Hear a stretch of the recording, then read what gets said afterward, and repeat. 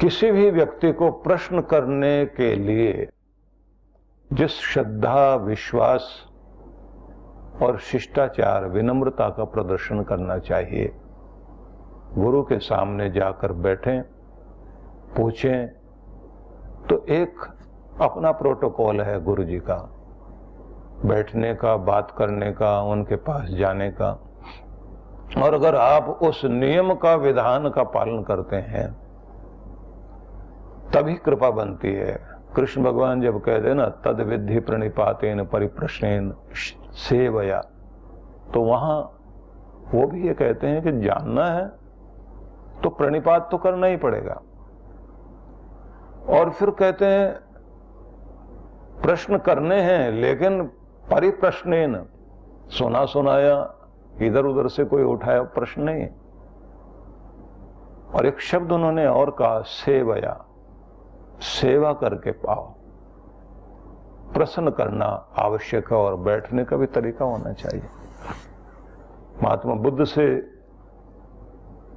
आनंद ने पूछा, आनंद उनका बड़ा भाई था, उम्र में बड़ा था, चचेरा भाई था, और उनकी शरण में रहते हुए, बुद्ध की शरण में रहते हुए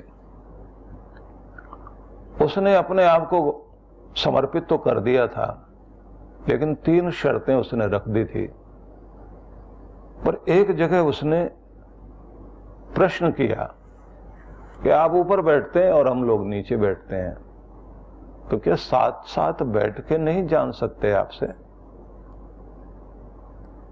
मतलब जैसे मित्र मित्र बैठे हुए बात करते हैं।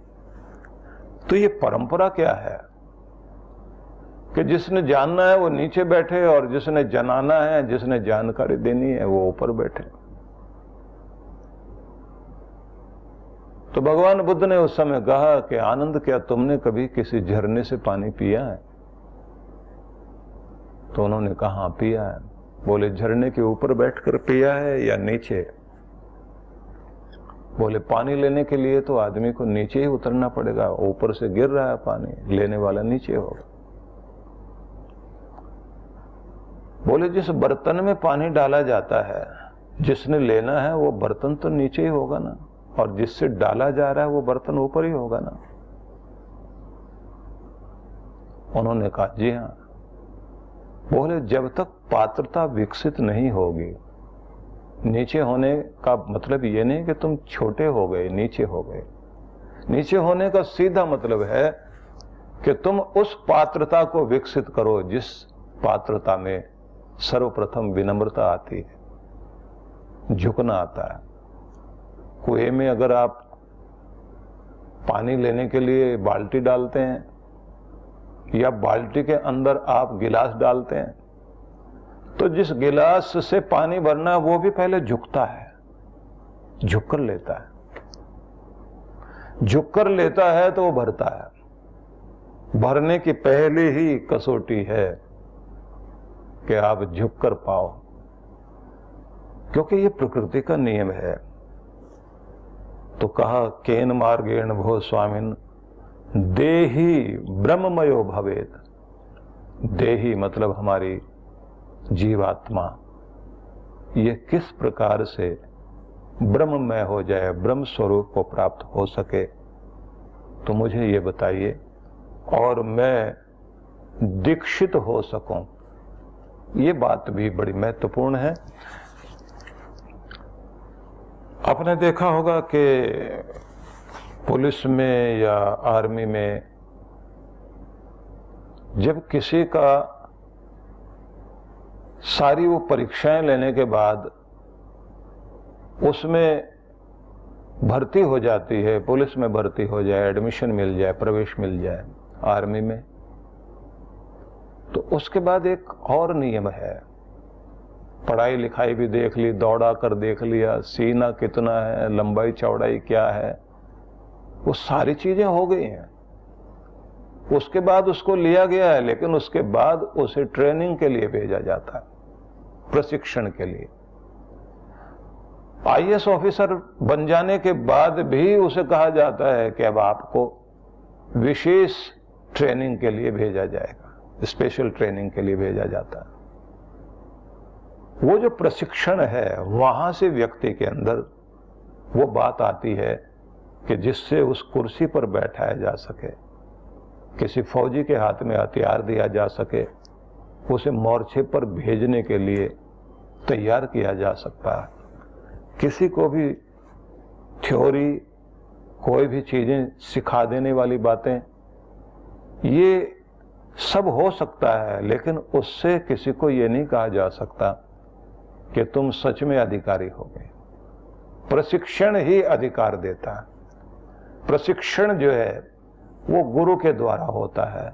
इसलिए ये बात ध्यान रख लीजिए, आपको बीच बीच में गुरु से दीक्षा लेने के बाद, विधि सीखने के बाद, अपना अभ्यास करते हुए भी बीच बीच में प्रशिक्षण लेने के लिए गुरु की सन्निधि में आना होता है।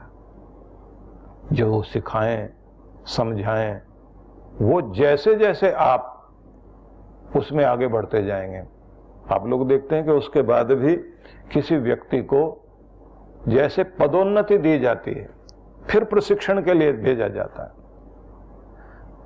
पदोन्नति देने के बाद किसी का ऊंचा पद कर दिया गया तो उसके बाद भी कहा जाता है कि आपको नया प्रशिक्षण लेने के लिए जाना पड़ेगा, ट्रेनिंग के लिए जाना पड़ेगा। आप जैसे जैसे अपनी भक्ति में आगे बढ़ रहे हैं, भक्ति में आगे बढ़ने के बाद आपको प्रशिक्षण लेना चाहिए। इसलिए पार्वती माता को सब कुछ पता है, वो सारी समस्त शक्तियों से, विद्याओं से युक्त हैं, लेकिन फिर भी भगवान शिव के सामने कहती हैं कि मुझे दीक्षा दीजिए, प्रशिक्षण भी दो, मेरे अंदर गुरु तत्व के आधार पर वह पूर्णता आ जाए, जिस पूर्णता के साथ मैं अपने अंदर विशेषता अनुभव करूं। प्रत्येक व्यक्ति को यह ध्यान रख लेना चाहिए कि गुरु से, बहुत लोग तो पुस्तकें पढ़कर कोशिश करते हैं कि बस उनको आ गया। एक सन्यासी आश्रम में थे हरिद्वार में, तो मैंने उनको देखा कि वो कुछ खास तरह के बड़े बड़े टीन के बर्तन बनवा रखे हैं उन्होंने। तो हमने पूछा कि ये क्या है? बोले हम एक स्थान पर गए थे तो वहां हमने देखा कि उन लोगों ने स्वास्थ्य लाभ के लिए प्राकृतिक चिकित्सा को अपनाया और वो बड़े लाभकारी है। तो फिर मैंने इस पर अध्ययन किया तो मुझे लगा कि ये प्राकृतिक चिकित्सा बहुत ऊंची चीज है। फिर मैं एक जगह देखा कि कुछ लोग क्या क्या करते हैं, तो मैंने फिर वो बर्तन बनवा लिए। अब वो बर्तन भी क्या थे, वो गर्म पानी में लेटना, फिर ठंडे पानी में लेटना, इधर मिट्टी में ऐसे मिट्टी लपेट के रहना, वो बहुत तरह तरह की चीजें उन्होंने की। गीला तौलिया ऐसे लपेटना, पाँव गर्म पानी में रखना, ऐसे उन्होंने 50 तरह के तरीके अपने ढूंढ के। उनके पास 2 कमरे थे, 2 कमरों के साथ में पीछे एक लॉन था, आगे एक बरामदा था। उस सब में उन्होंने अपने सब कुछ फैला रखा था। और हम लोग एक हफ्ते के बाद जब वहां गए तो पता लगा कि वो बहुत बुरी तरह से बीमार हैं, जुकाम खांसी उनको है, बुखार चढ़ा हुआ है। और वो बुखार में ही लेटे लेटे कह रहे पहले तो ये बर्तन फेंको यहां से। कभी वो कहें कि ये चीजें उठा करके ले जाओ, तो उनका सेवक कह रहा है कि कबाड़ी को बेचें, बोले कूड़े में डालो। हम लोग भी वहां गए, उनका हालचाल पूछा, तो मैंने कहा ये क्या हुआ? बोले इन बर्तनों की वजह से हुआ। और बर्तन तो किसी को दुख नहीं देते। बोले सारी किताबें पढ़ी मैंने, सब कुछ देख लिया था, समझ लिया था, विशेषता बहुत बताई गई, लेकिन वो विशेषता ये निकली जुकाम खांसी तो बुखार भी ऐसे पूरे बदन में दर्द है। और किया क्या था आपने? बोले जैसे उन्होंने कहा था ऐसे गर्म पानी में ऐसे स्टीम लेना, ऐसे फलाना लेना, सब कुछ लेके देख लिया। फिर कहा था यहाँ ठंडे पानी में ऐसे रखना, ये गर्म पानी ऐसे रखना। वो सारा करते करते मुझे तो लग रहा टाइफाइड ना हो जाए हमको। अब उनकी दशा देखी तो हम लोग बहुत दुखी। और वो कहें, हम बोले कि डॉक्टर के पास ले चले। बोले पहले बर्तन फेंकवाओ यहाँ से, ये सब उठवाओ। अब हम उनको देखें, देखने के बाद उनसे कहा कि आपको ये विद्या मिली कहाँ से? इतनी सारी पुस्तकें लेके आए, बोले ये पुस्तक भी ले जाओ, आप लाइब्रेरी में दान करवा दो। वो थैला भर के किताबें, बुखार में उठ के उन्होंने 3 थैले किताबों के जो है भर रखे। महाराज आप ही करवा दो इनको, इधर उधर ले जाओ। अब आप क्या कहेंगे? क्या सभी लोगों का ऐसा हाल होता है नेचुरोपैथी करके? जिन लोगों ने किया नेचुरोपैथी से कितने कितने लाभ लिए, जो दूसरी पैथी नहीं काम कर सकती उस पैथी ने काम किया। दुनिया दुनिया के लोग न जाने कहां कहां से चल कर आते हैं। आप अगर पुस्तक पढ़ करके ये समझते हैं कि सब कुछ मुझे आ गया, या किसी को देखकर आप सोचते हैं कि बस अब तो मैं सब कुछ हो ही गया हूं। व्यक्ति को चाहिए कि ज्ञान को प्रशिक्षण देने वाला, सिखाने वाला गुरु होना चाहिए। और जब एक विशेषज्ञ व्यक्ति बन जाता है, किसी बीमारी को दूर करने का कार्य वही कर सकता है। जन्म जन्मांतरों की बीमारियां हम लोग लिए बैठे हैं, न जाने कितने कितने तरह के रोग शोक कष्ट कलेश देने वाले पाप पंख की वासनाएं हम सब के अंदर विराजमान हैं। इस सब को दूर करने के लिए कहा जाता है प्रत्येक जीवन में सद्गुरु की आवश्यकता पड़ती है। और जब सद्गुरु सामने होता है तो फिर समझ लीजिए कि सद्गुरु अपने आप में एक बड़ा विश्वविद्यालय है, वो अपने आप में एक पूरा पुस्तकालय है, वो एक अथॉरिटी है। उसके सामने ज्ञान आकर प्रकट होता है और सामने मंत्र साक्षात सामने आते हैं। उन्हें पता है कि ये चीज क्या है, किस तरह की है, इसका लाभ कैसे लिया जा सकता है, इससे लाभ कैसे दिया जा सकता है। इसलिए बड़ी दुखद बात यह है कि हम पुस्तकें लेकर के समझने लग जाते हैं बस अब तो सब आ गया मुझे। इसलिए पहली आवश्यकता होती है दीक्षित हो। शिक्षित होना अलग चीज है, दीक्षित होना बहुत जरूरी चीज है। दीक्षार्थी बने रहना भी वो महत्व होता है उसका कि दीक्षा की चाह रखो। दीक्षार्थी का मतलब हुआ ना जो दीक्षा चाहता है, और दीक्षित वो जो दीक्षित हो चुका है। तो आपको दीक्षित होना पड़ेगा। तो सबसे पहले तो आपका संकल्प हो कि गुरु की शरण में जाऊं। जब आप गुरु की शरण जाने की इच्छा रखते हैं, वो दीक्षार्थी बन गए। विद्यार्थी वो जो विद्या पाने की चाह रखता है, लेकिन जिस समय विद्या प्राप्त कर लेता है तब वो विद्वान कहलाता है। तो आपको दीक्षित होना चाहिए। पार्वती माता ने सबसे पहले यही कहा, मुझे दीक्षा दीजिए। उसके बाद में कहा केन मार्गेण देहि ब्रह्ममयो भवेत। कौन से मार्ग से हमारी ये देही आत्मा ब्रह्म स्वरूप को प्राप्त हो। तुम कृपा करो, कृपाम करो, कृपा कीजिए। आप कृपा कीजिए कि मुझे मार्ग सुझाएं। अब उसके बाद ईश्वर उवाच, भगवान शिव बोले मम रूपासीत देवी त्वं त्वत्प्रीत्यर्थम वदाम्यहम् लोकोपकारकः प्रश्नो न केनापि कृतः पुरा। हे देवी, आप तो मेरा अपना स्वरूप हैं। आपका यह प्रश्न बड़ा ही लोक हितकारी है। ऐसा प्रश्न पहले कभी किसी ने नहीं पूछा। आपकी प्रीति के कारण अब मैं इसका उत्तर अवश्य कहूंगा।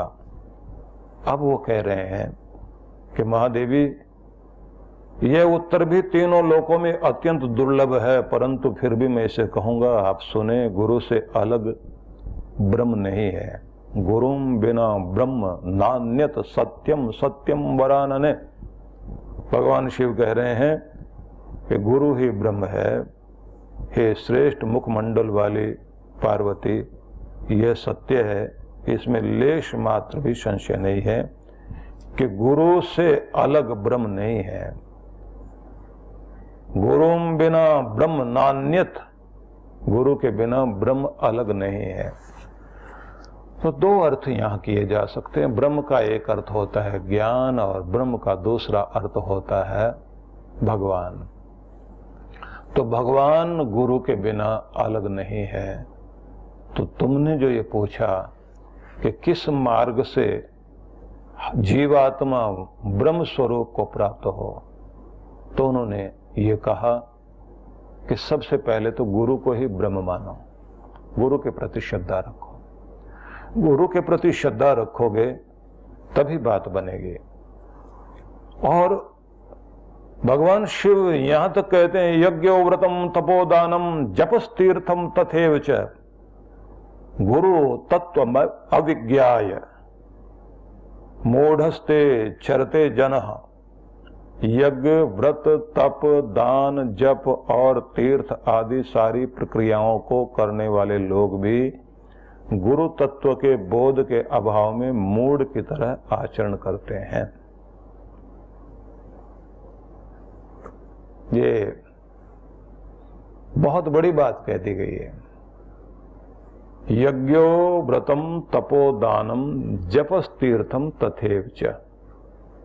यज्ञ व्रत तप दान जप और तीर्थ सारी प्रक्रियाएं ऐसी हैं जो व्यक्ति को निष्पाप बनाती हैं और पुण्य प्रदान करती हैं।